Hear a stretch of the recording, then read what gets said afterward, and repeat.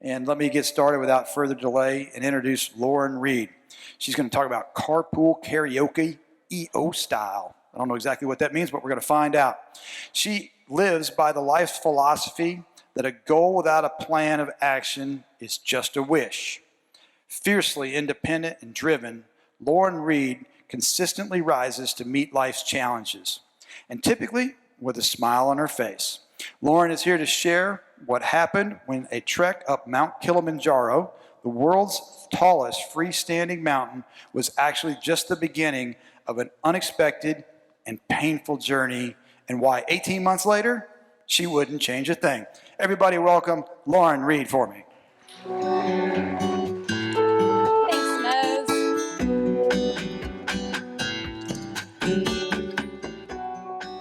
I'd been hiking up a mountain in Africa for 5 days. Altitude sickness kicked in around day 2, and it was getting progressively worse. It was summit night, and I was with a group of fellow EOers. Our plan was to leave at midnight and make the summit by sunrise. It was a 3-mile hike. I had been throwing up in my tent for hours. But somehow, I was pretty out of it, so I actually don't remember a lot of this. I've been told by my fellow hikers. I somehow pulled myself together and I stumbled out of the tent and I met my group and they all looked at me like I was crazy. And my guide pulled me aside and gently urged me back down the mountain. He checked my oxygen. It was dropping. It had been dropping throughout the trip and I needed to get to a lower altitude. I was devastated. All I could think about was my failure. I had set a goal to climb the world's tallest freestanding mountain. I put in the training, and I'd been hiking for 5 days, the last 3 of which felt like hell. And now I didn't get to finish with one 3-mile hike left. So that's what I planned to talk to you all about last year when I agreed to do this talk. I had named it The Crushing Disappointment of Failure, because 2019 Lauren thought that was the worst thing that could ever happen to me. All I had to do was wait a few months to learn that I was wrong. Let's fast forward to 2020, where I lost 40% of my business in 2 weeks. These beautiful children suddenly needed to be homeschooled. I know many of you all can relate to that. In my marriage of 15 years, and the person I had been with since I was 18 years old, it started to fall apart. All of a sudden, not summiting a mountain seemed like a pretty silly thing for me to be hanging on to. It turns out, with all that was going on, saving my business, that was the easy part. With the help of my forum and many of you, I continued to do what felt like the next right thing. And I'm excited and humbled and still a little shocked to share that we replaced all of the lost revenue and then some and ended up having our best year yet. But the problem is, as entrepreneurs, we don't always treat our personal lives like we do our businesses. And while we ended up having a terrific year at my PR agency, my home life was crumbling. And unbeknownst to me, it was about to get a lot worse. That's when I finally learned to take the advice I'd been given since I was a little girl, the obvious advice. Ask for help. Okay, raise your hand if you've ever been told you're too independent for your own good. Yeah? Oh, I see you, EO. That's a lot of us. Me too, clearly.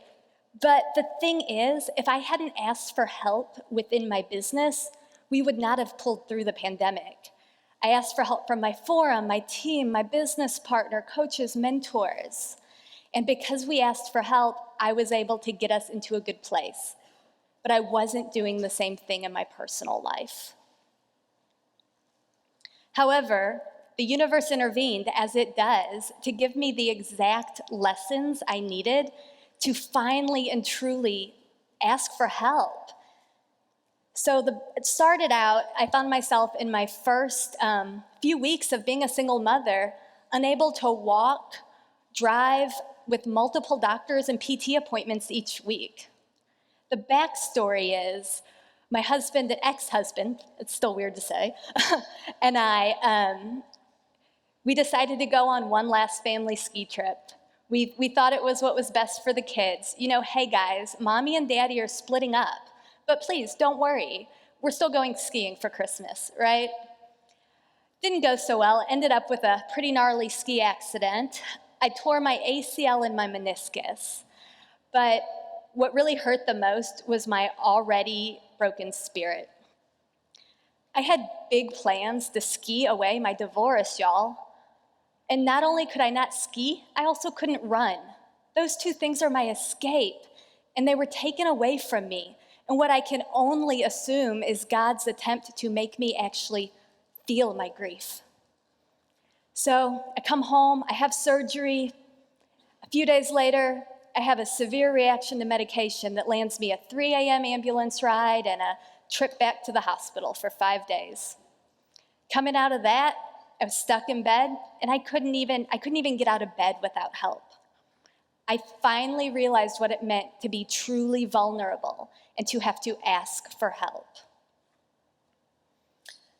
I had to learn to walk again. My last marathon was 38 miles, and I couldn't walk more than a few feet unassisted. And even if I could walk and get myself out of the house, I couldn't drive myself to my doctor's appointments or my rehab for my knee. I didn't have a partner at home to drive me anymore. I had to ask for help, something that was so hard for me. So I turned to Facebook, as we do, and posted that I just needed some help with rides. Most of the people didn't even know, that I had had surgery or that I had been back in the hospital, because when I go through stuff, I tend to go through difficult things very quietly. I tend to go underground, and I don't really share until I've gotten through it and I've got a smile on my face again. But this was different. I asked for help, and I was stunned. Within 24 hours, I had more than 100 people reach out to me to offer their assistance. So to me, asking for help was more difficult than flying to Africa to climb a mountain. I know the value of time. As a business owner, my entire career I've built in 15-minute increments.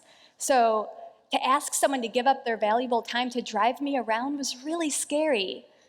And then an even more vulnerable part of me, though, was worried, okay, maybe they do have the time, but they wouldn't want to spend it on me.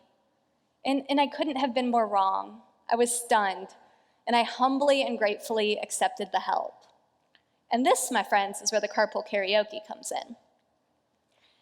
These car rides were about 20 minutes each way, 40 minutes total, 2 to 3 times a week for about 2 months.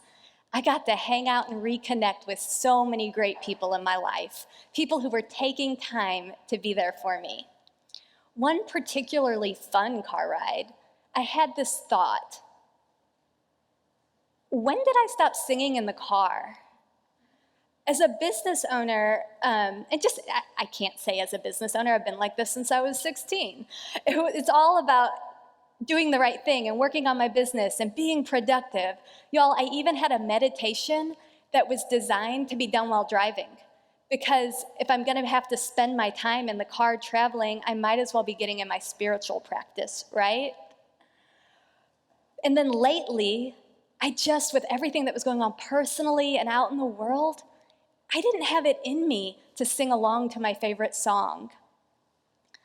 And I was still really, really sad over the end of my marriage to someone who had been by my side over half my life. But that's what asking for help taught me.